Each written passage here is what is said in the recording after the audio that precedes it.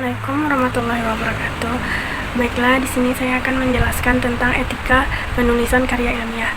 Etika penulisan karya ilmiah yaitu prinsip atau pedoman yang harus diikuti untuk memastikan integritas dan kualitas dalam proses penulisan dan publikasi penelitian.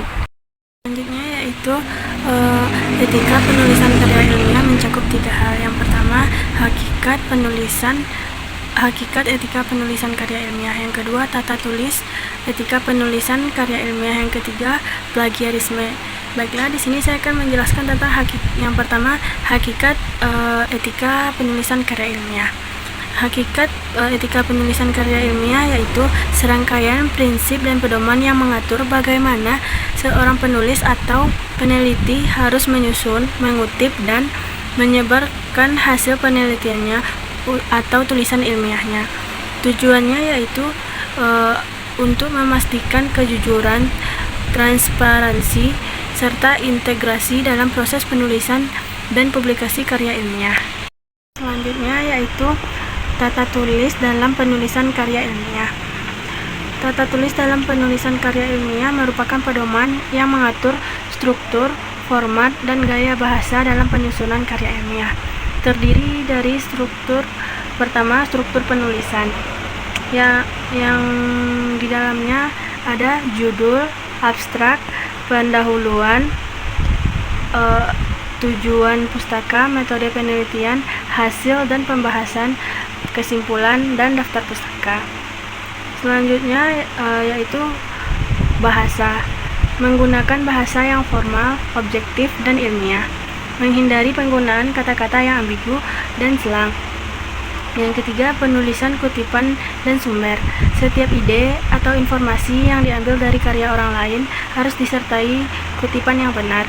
Gunakan sistem kutipan yang konsisten, misalnya sistem parentetis seperti nama, tahun, atau catatan lainnya. Yang keempat yaitu penggunaan istilah atau simbol. Istilah teknis harus digunakan dengan benar sesuai bidang ilmu yang bersangkutan. Simbol, persamaan, dan angka harus jelas dan sesuai dengan standar internasional.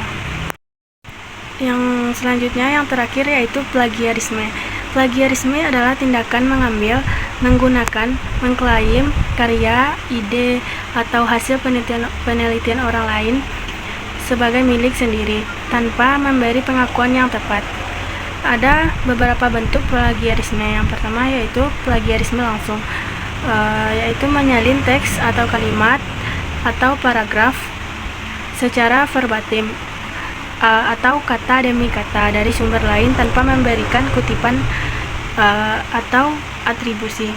Yang kedua, plagiarisme terselubung, yaitu menyusun ulang kalimat atau ide dari sumber lain dengan kata-kata sendiri, tetapi tanpa memberikan pengakuan kepada penulis asli. Yang ketiga yaitu plagiarisme daur ulang, yaitu menggunakan kembali karya sendiri yang sudah pernah dipublikasikan sebelumnya, baik sebagian maupun seluruhnya, tanpa menyebutkan bahwa karya tersebut sudah pernah diterbitkan. Yang keempat yaitu plagiarisme data, yaitu menggunakan data atau hasil penelitian tanpa memberikan atribusi atau menyatakan sebagai data sendiri.